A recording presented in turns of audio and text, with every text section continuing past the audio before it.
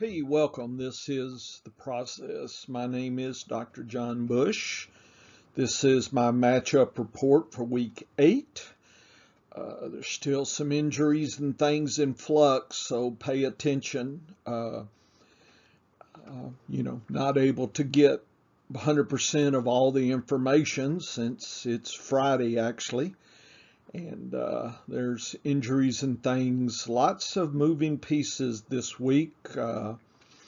So anyway, I'm going to go through and give you my video lesson on the weeks, give you some thoughts about the strengths and weaknesses of these matchups and potential areas to avoid and other areas to maybe,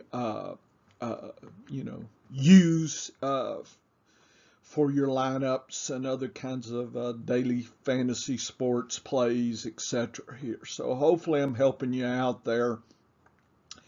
And check out my snaps report, check out the podcast, check out D-Mike's consistency, Big Ten values. It's all good. Between he and I, we really set you up for each week there. So please check those out. It's all at fakepigskin.com. We're hanging out there this year. We'll see what happens down the road. But anyway, here we go. Matchup 8, first game. Talk about. We obviously had a game last night, so this is game 2 of the week.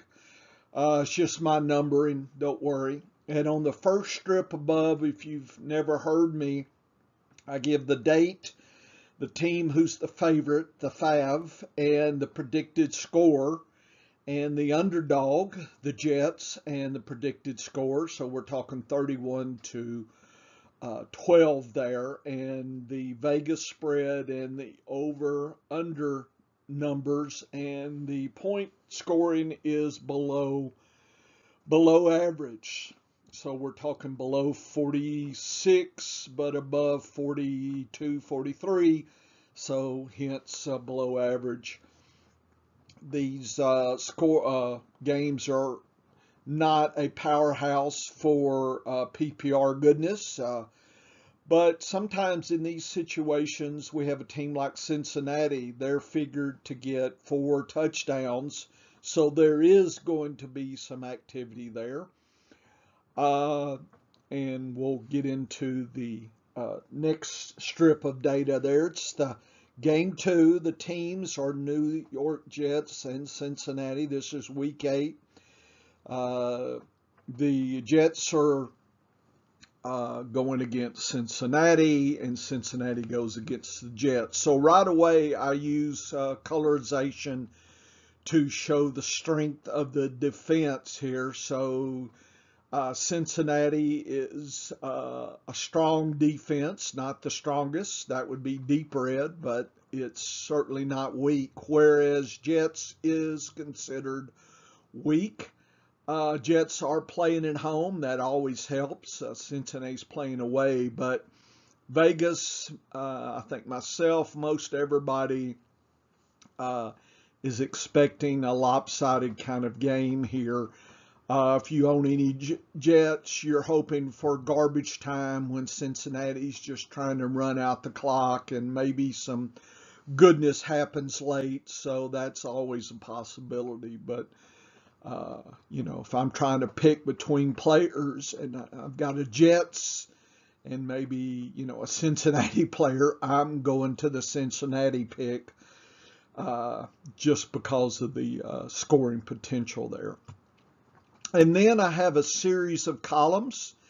They are different terms, positions and whatnot, and it's DAP. DAPS, I called it. This is defense against the position. My scale is 100 or above is walkover easy, and I color that in green. And anything deep red is very hard. So the Jets face Cincinnati, which is about a 58 on a scale of 100. So it's about average, maybe a little below average. It's not the best game for the Jets at all. They're Running backs will get that same kind of situation. The quarterback. The wide receivers do get a little break there. You see that you get a 76, which is not bad, actually. So if the Jets do score more than predicted, it will be probably through the wide receivers much more than the running backs. And Jets haven't been using the tight end anyway so much, and the tight ends face a 30, which is pretty tough here. I would not use the Jets defense here, so I would avoid the Jets D this week and their kicker. Cincinnati has a completely opposite game script predicted. Easy, one of the easiest is 98. And Joe Mixon should crush, kill, and destroy here going against the Jets' lack of run defense as marked by 120. So you figure Mixon for at least one score, lots of yards.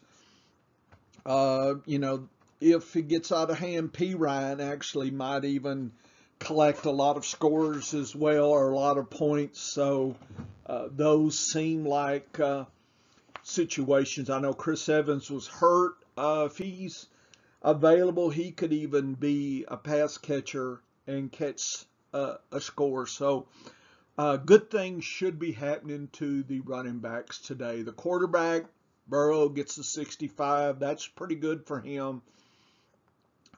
Just note that the wide receivers face a 57, so it's a little bit tougher. The Jets are toughest against the wide receivers, if you look at it. And the tight ends as well at a 57. So looks like Cincinnati can run this game with not a lot of passing. So you wonder how deep your lineup should be with deep Cincinnati. I know Higgins and especially Boyd is the mystery factor here. It's been all Chase and a little bit of T. Higgins, and Boyd has been inconsistent. And one might interpret these numbers to say Boyd will continue probably not to get a fair slice given probably the running game for Cincinnati, and they may not need all hands on deck on their wide receivers. So be aware that Boyd certainly is an issue there. You want to use Cincinnati's kicker, and their D could be the best play on paper. Cincinnati D all day long there. Since the Jets surrender the easiest amount of points to the opposing defenses there, and the kicker as well. So that's all good. So now you get a sense of how I use the matchups to kind of go through some things, spot some areas of advantage and disadvantage. And I'll have these images on my article at Fake Pigskin and a link to this video. So if you need to check out this video, you'll do it through there, and you can look at the static images and come back Sunday morning and kind of see the latest round of injuries, and you can just flip through these slides pretty quick and just confirm the predictions of the defense against positions and set your lineups. Third game, Atlanta, Carolina. This game figures to be close. 26-21, so each team gets 3 touchdowns, and Atlanta is given favorship given the debacle that Carolina was last week. I think this game could be closer than we think, and it's predicted to be above average at 48. I could see this getting higher than the over-under. It's really going to depend kind of on the game flow, I think if they trade touchdowns and back and forth kind of thing and no defense is dramatic, then, it may be the last team with the ball has a chance to win. With that said, Carolina, if you're looking at the past defense, even though they're not favored, they get a 94 offensive DAP to play into, which is walkover easy. And Chuba Hubbard gets a 91, folks. So, and the quarterback, one of the easiest of that, Darnold, I guess, is still the quarterback. 93. Look at the wide receivers, 89. Tight end even gets a 65. And you can play the Carolina D as well. The way the defensive thing looks, it looks like Carolina should just crush Atlanta. Okay, so that's, to me, this is a kind of thing where it might be worth a gamble. I know there's a lot of people that gamble on over-unders and these kind of things. All I can tell you is the DAP numbers surely give Carolina a strong shot at this, and it could be, this could be an upset. Atlanta, on the other hand, gets a 45 to play into. That's a little bit tougher than average. And Atlanta's Mike Davis goes against the toughest run D at a 0. Oh, my goodness. I know Cordell Patterson's been kind of a pass catcher, running back, so maybe he'll earn his living catching a pass or two. But if you look at that DAP, it's I think Atlanta's going to be shooting towards their wide receivers, Ridley, I guess Patterson. So those seem like the plays, and certainly Pitts, the tight end, has an opportunity as well. If you look at the DAPs that Atlanta gets, 59, 66, and 60. Not too bad, actually, for the Pitts. And so this is something, like I said, as I read the tea leaves, this could be what Vegas thinks is maybe not what reality is. This game could go either way here. This could be a Carolina crush 'em victory, or Atlanta could squeak by. That's kind of how close I think it is. And you definitely can use Atlanta if you're streaming D's this week as well. So there is some opportunities there. Fourth game, Cleveland versus Pittsburgh. This figures to be a below average 44 over under 3-point spread because Cleveland's at home pretty much. That was the old rule of thumb there. This could be a low scoring affair, even lower than 44. It's hard to see, how all this can go, especially I think Mayfield is playing. But given his issue, I just wonder if, if another hit happens, where will Cleveland be? You could imagine something happens and then, they swirl down the toilet and Pittsburgh limps across and beats them or upsets. So there's a lot of uncertainty in my head to this game. This is not where I want to gamble so much. Both defenses are tough, below average, 47-46. Both defenses are tough on the running backs at 24 and 18. Big Ben does get an 86, good for him, and his wide receivers get a 65.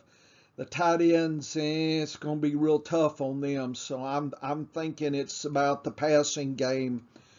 And Harris may be on the passing side of scoring, and he's shown he can do that. So this may not be, a dagger through his heart given, but he may have a tough time rushing it, whereas pass catching might be where he's going there.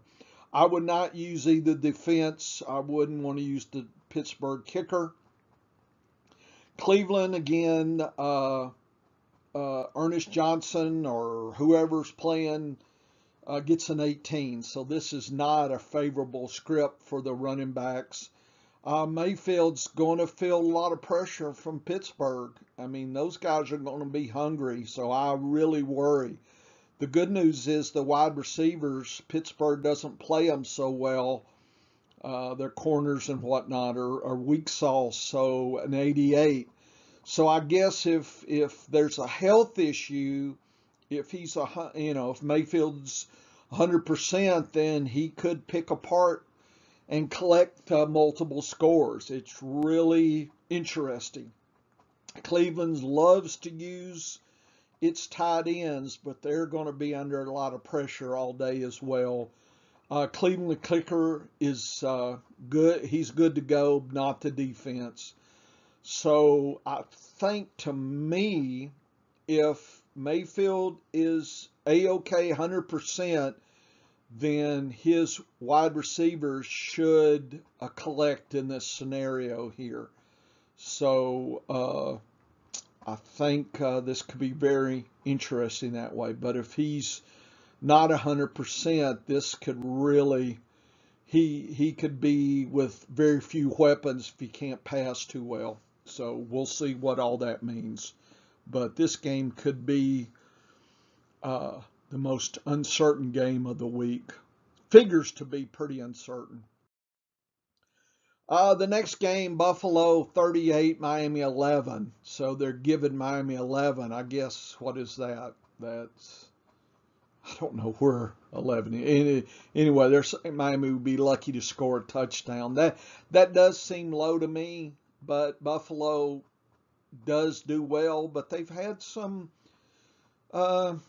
inconsistencies in their D's, so just be aware. There's been some issues. But anyway, they figured to score about 2 touchdowns, 50 points, high scoring, and that's through Buffalo, not through the Miami. Miami gets one of the toughest, if not the toughest, defense to play against, an offensive DAP of 1. Gaskins, rushing-wise, is going to be really hampered. If he can pass catch, then he might still collect for you. He faces an 8. Tua faces a 0. Gesicki faces a 7. Oh, my goodness. And the wide receivers get an easy 26. That's not easy. This game, we'll see. This will test Miami. We'll know more about them. I wouldn't use the kicker or the Miami D here. This game could go really south for Miami quick. And I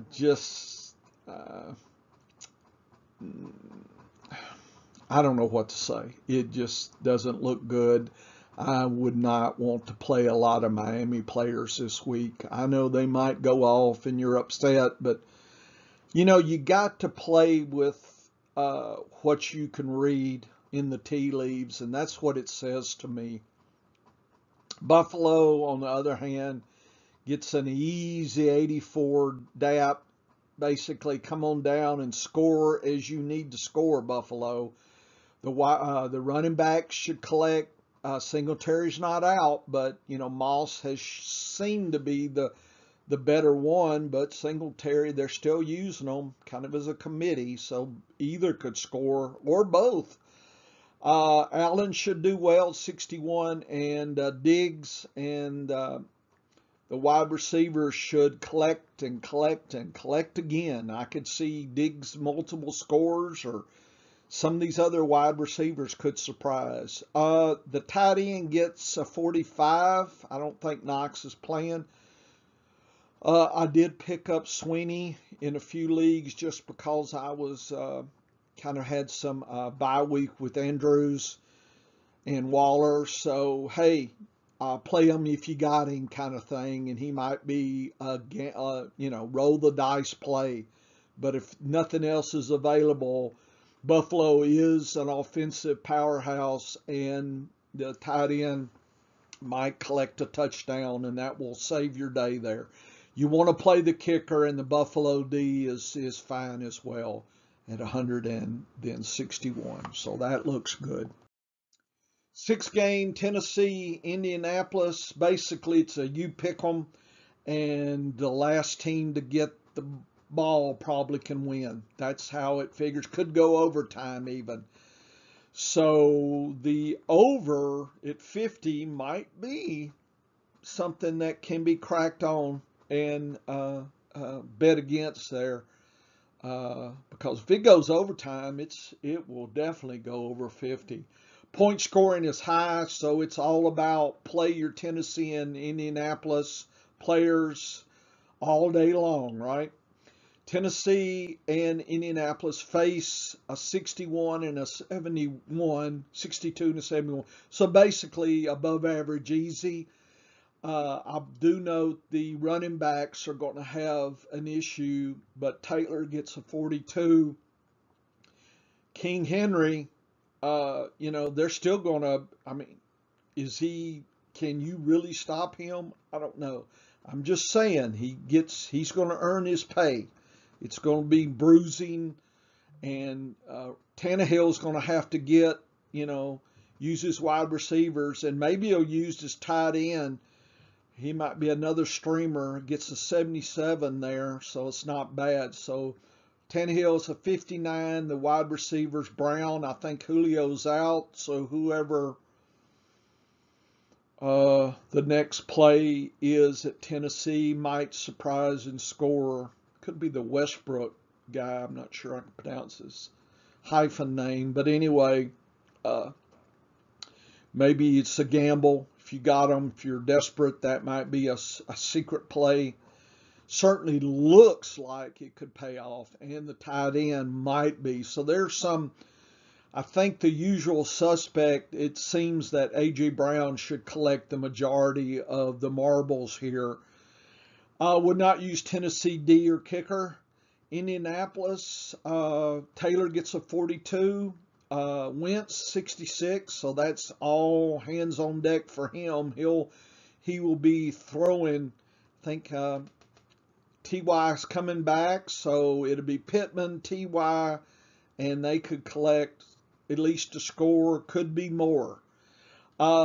Mo Alley-Cox has been a surprise this year. I thought Doyle would be the head of him, but I think it's the other way around. But anyway, either one gets an 18.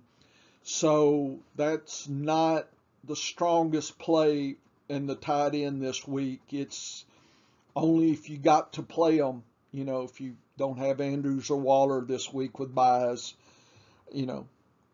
I would play Alley-Cox if I had to, but my expectations are not high. You definitely want to play the Indianapolis kicker there, not to D.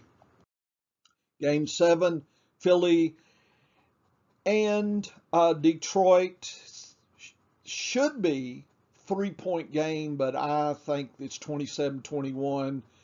Above average 49. This could be an interesting game. I think it's going to reach 49, but I'm not overly confident. In fact, Detroit could surprise, Philly gets an easy Detroit offense at 77. The Miles Sanders, is he back, or is it Scott and Gainwell? If Sanders is out, I guess maybe he is. Either one could collect. I could see both of those scoring at a 98 DAP. That just invites lots of running. I just don't know if Philly's going to shake loose from Detroit enough to where they can slow the game down and run. I still think Philly's going to have to use Goddard.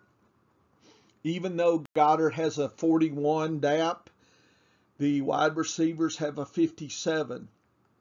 And Hurts gets a 61. So it's not the strongest play this time with Philly against the Detroit there. It's not like, oh yeah, this is going to be easy. average, below average kind of situation. So I wouldn't expect fireworks here, but we might get a score or two. Maybe Goddard gets something. Maybe one of the wide receivers gets something. Hard to tell. I hope Devonta Smith gets something. I am playing him, but this 57, if he can get a score, I think you've had a good day. Definitely play the kicker, and the D is playable as well at a 63. Detroit gets a below average 46, not so bad. Swift and Williams get an 87, so they could be rocking and rolling as well.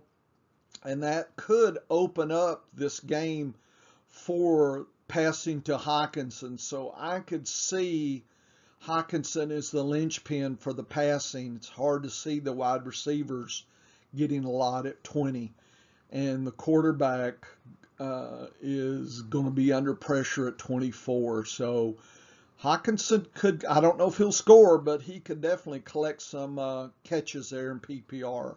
Definitely an okay play for him. I wouldn't play the kicker or the D.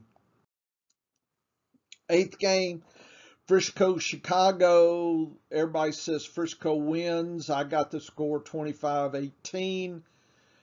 I think they're going to score more, probably higher than the over-under, but the over-under is 43. I got it at 43, but this could be better than you think, I think. Not like bet the house on it, but it's below average. The spread's about 3 points, and that's you would think Chicago would enjoy some of that, but no, they got Chicago at scoring 2 touchdowns and a field goal or so. Frisco is playing away though, and Chicago has a tough D, so I'm really intrigued that they're calling Garofalo able to beat that Chicago D. This game just seems a little funky. I could see Chicago surprising as well. The offensive depth San Francisco faces is a 32. I know they like to run, but they're going to have to earn their lunch because it's a 12 DAP, and that is tough. If some of the running backs can rush for a score, so then that's been a great outcome. Quarterback, Garofalo, 37. That's going to be a lot of pressure on him. The good news, I think, Debo is coming and playing. I think he had an injury scare. I guess DeWalsh, Welly, if Kittle's still, I guess Kittle's still out. So going against a 1 DAP, I'm not expecting much out of him. He might luck into something and fall in the end zone, but I'm thinking Debo Samuel has the best shot at scoring 1, maybe 2. You definitely want to play the San Francisco D here. Chicago fights a 53, which is near average. Herbert gets a 47, so he, again, has another average kind of game, and he's been showing that he's performing under those conditions. So I definitely will play him in pretty much all the leagues I have. I was fortunate to pick him up a couple of weeks ago before the mad dash for him got going there. I think about 33 of my 50 leagues I collected him or so. So good for me, and I didn't pay much for him. I was ahead of the game using my snaps and targets and whatnot. So I suggest you check those articles. Be ahead of the crowd. The quarterback gets a 65. That's good. The wide receivers should score. 71's not bad. Commit will probably be targeted a lot. He just has not been using his opportunities, and I don't know how all that works. I don't study film, so I don't know what's going on there, but he is seemingly had lots of targets and opportunities, yet hasn't produced scoring wise. I wouldn't play the Chicago defense or the kicker. I guess Chicago if you gotta, but I think there's some other better teams to play. This could be a surprise game here. Ninth game is Rams, Houston, 38. Houston gets three field goals, I guess. 14, almost 15 points. So they're thinking the Rams are just going to crush Houston. And 46 is always in danger because if the Rams get too far ahead and dominate, then they'll want to run the clock out, and this could go below a 46. So it's predicted to be above average scoring. I'm not convinced given this lopsided nature. Both of them get an easy than average D, 71 and 63. The Rams averaged running back at 49, quarterback gets a 65, and Higbee, folks, gets a 97. You heard it here for 97. You would, if I'm playing daily fantasy, maybe that's the stack I set up. Hope he grabs 2 scores. You want to play the kicker and the D for sure this time. The wide receivers, Cup, I mean, he gets a 46. That's near average. So for him, what is that, 2 scores? So, I think Vegas figures Cup gets 2 scores. Higbee gets a score. Woods gets a score. There's 28 points right there. Henderson rushes 1 in. So there's your 38 points right there. Okay. Houston, to be predicted to only 9, they still get a 63. So that's very intriguing. And, with David Johnson and Lindsey at a 59, they could surprise. It's the quarterback that's the issue at a 36. If he can avoid the pressure, he has an opportunity to pepper Cooks at his target, PPR, and the tight end for Houston, Akins or whoever. I forgot who. Is it Pharaoh Brown? Maybe? I forgot. It might be. One of those could score, and Cooks could get lots of PPR goodness here. So this may not be as clear-cut as Vegas has here. This could be really a surprising game for Houston. I mean, I always root for lots of points and close scores, right? That's what we want in fantasy, right? The kicker is all good, but not the D. I would not use the Houston D. 10th game, Seattle 26, Jacksonville 19, over and under. Over under is 44, below average. I don't know if Geno Smith and Jacksonville's been having its problems. So these teams are both been having issues. And so Vegas figures, even though they're both facing easy Ds, that they don't have enough offensive players to take advantage of that. That's what Vegas is telling me here. I'm not sure I'm buying that narrative, but that's the narrative that seems to be implied with the spread and the over-under. Seattle and Jacksonville get an 84 and a 94. That is just all sorts of potential goodness there. And look at the running backs, 63 and 100. Robinson should collect multiple scores, and Collins or whoever, Penny, I don't know, should get a score. So I could see rushing happening. Geno gets an 78, and he got Metcalf, Lockett at an 80, and the tight end is at Disley. He could even score with 100. You definitely want to use the kicker and the D's here. So I'm not sure I'm buying all the gloom and doom of Seattle here, folks. This could get much higher than people think. Jacksonville gets an 84. Robinson, multiple scores at 100. The reason I think they're against Jacksonville is 55 and 61, so they lack, some of the pieces. But Marvin Jones should collect and score a point, and Dan Arnold has an opportunity to score as well. And you definitely want to play the kicker. I would not play the Jacksonville D. Okay, so this game could be a tricky game, but it could surprise people.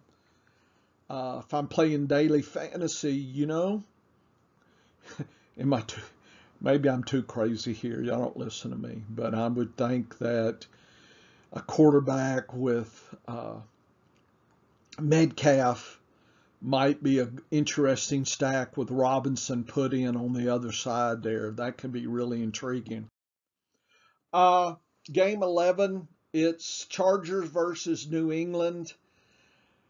48 above average. New England has been playing teams closer than you might think. So on the Chargers, they may not have Eckler. Eckler had some injury issues. If that's the case, does Belichick try to take Williams out and handle Allen, or do they take Allen out and handle, let Williams try to go? I don't know. Both teams do fight at a tougher than average D. 31 for sure. New England gets a tough row. Harris gets a 63, so I think New England will definitely be using Harris. They will not be using passing as much except for Hunter Henry. So I could see Harris and Henry having nice days there. I'm not sure about anybody else. I would be cautious about playing Bourne or any of the other wide Myers, whatever. I didn't say you shouldn't play them, but a zero DAP is there for a reason. So be cautious. I understand if you've got them, play them, that kind of thing. You could use the kicker for New England. Chargers get a 54 to work into. If Eckler's healthy or can play, he gets a 59. He should do well. 44 DAP is kind of tough for the Chargers quarterback there. And but a 77 implies that Williams and Allen should get their thing. Not sure I'm going to rely on Cook to catch a score this time. I mean, if you got Cook to play when Waller or Andrews are out, then I guess you play him, but you just hope to get a lucky score. Definitely should play the Chargers kicker and D this time. This could be closer than we think, and Chargers at 29, that may be optimistic on what they're going to produce here. There's going to be a lot of pressure on the quarterback, and I think Belichick's going to try to take one of the wide receivers out if Eckler is out. If Eckler plays, that seems to loosen up things a little bit, and I think the Chargers have a better shot at winning. I don't know, this is duh, if Eckler plays. But I think it's for the reason that New England will have to work on stopping Eckler. And that weakens their hand against the wide receivers. 12th game, Denver, Washington, 3-point spread over and under. So again, we do have a situation where Denver does face an easy D in Washington, but they don't have the ways and means to take as much advantage as, say, the Rams or something.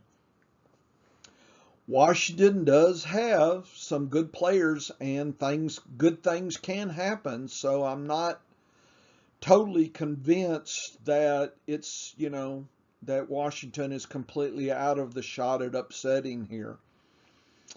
But I'm not sure I would bet against the over-under either. Washington gets a 30 to play against. Denver gets a 100. So The line matches kind of the overall D situation. So that makes sense to me. Gibson and McKissick are going to have a harder time rushing, so their pass catching abilities will probably come into play. So that would seem to favor McKissick a little bit. And Gibson's having some injury. Heineke gets a 34. He's going to be under pressure. And Ricky Seals-Jones gets a 15. So they may quiet him down. Denver may shut him down. And the wide receivers there, McLaurin might be, the only show with McKissick. I could see it coming down to those two. You definitely want to play Washington D, on the other hand. Denver does make mistakes. Denver, on the other hand, gets a walkover 100. Gordon and Javonte get an average game, so they both could score. They're not, Gordon's not going away.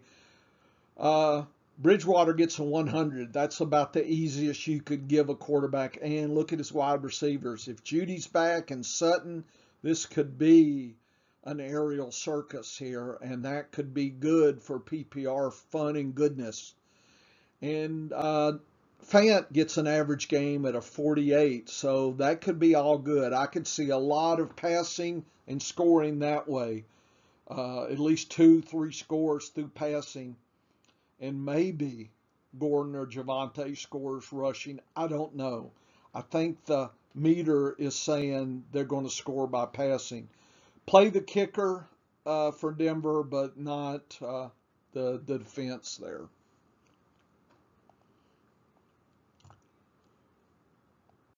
Uh, 13th game, Tampa Bay, New Orleans.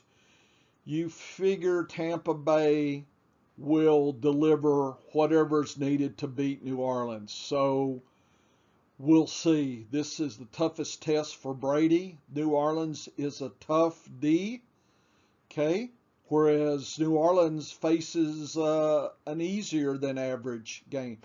So we have a team like New Orleans, which just got Ingram in, that adds to their complexity. And it actually frees up probably Kamara to play more wide receiver type roles, which could really confound the defense for Tampa Bay, because New Orleans really hadn't had that much freedom to do that. So New Orleans could show a different gear here, and this could really be closer than it's predicted. I do believe it's going to be a high-scoring game, though, but New Orleans might surprise. They could upset, and they could be right there on Brady's heels. I think this is, to me, well, look, I'm a New Orleans fan, so I'm hoping for a win. But just cold, compassionate, Tampa Bay should beat the Saints. Tampa Bay's Fournette gets a 17, so his pass catching will be what's favored. Maybe even Bernard gets in. Brady's going to have a tough row at 14. I mean, we're talking the best gets a 14, so maybe that's not a problem. Evans and Godwin get a 93. They should collect. Both of them should score. Maybe even one gets a multiple. The tight end, if Gronk comes back, he's going to have to work for his score at 30. So coming off an injury, I would be a little cautious. I probably wouldn't stack a Brady Gronk this week in my main lineups. That might be a kind of a fall through lineup or whatever. I don't know what people call those, that when you set a bunch of lineups, you have one or two in case something happens, because Brady knows Gronk, etc., and you just don't want to not be a piece of that potential 2-3 scores as in the realm of possibility. I didn't say probability, but possibility. You don't want the tight end, the kicker or the D's. New Orleans, you don't want either kicker or D there. Kamara, and Ingram are going to get a 23, so we'll test them, but they're going to give a new look with Ingram, and that could confound, and that number there might not mean as much as it normally would. Winston gets a 59. That's pretty good. And wide receivers.